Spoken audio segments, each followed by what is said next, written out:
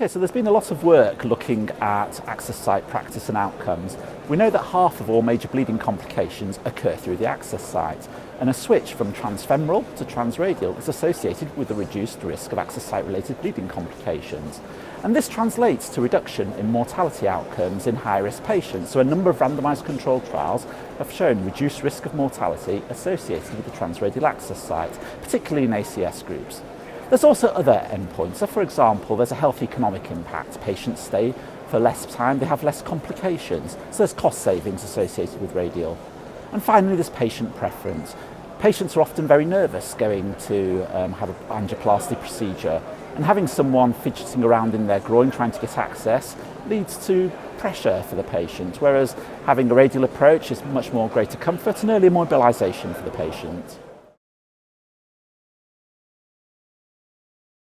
So there have been a number of both randomised controlled trials and registry studies that have consistently shown a superiority of radial access over femoral access.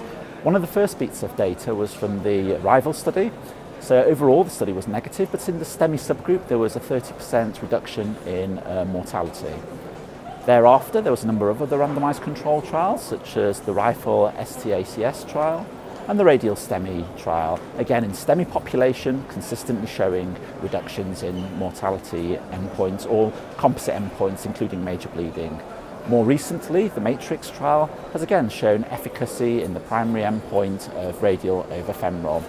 On top of this, there's been a large number of national registry studies. So, for example, my group has published maybe 10-15 papers from the BCIS registry, consistently showing radial associated with better outcomes in high-risk patients. One of the things that we have to target, however, is whether we're using radial in the right patients. What we find in these studies are that the patients that have most to benefit are often the patients that are least likely to receive radial. The high bleeding risk patients, the elderly, female patients, these patients will benefit, but they don't get it. So radial practice has impacted on the way that we practice interventional cardiology. We've shifted more towards day case PCI, so rather than keeping patients in overnight, we can discharge them on the same day, and radial access is an important component of this. We've undertaken an analysis in the United Kingdom looking at the impact of radial practice on clinical outcomes in patients, and we estimate that over 450 lives have been saved by the change to radial access.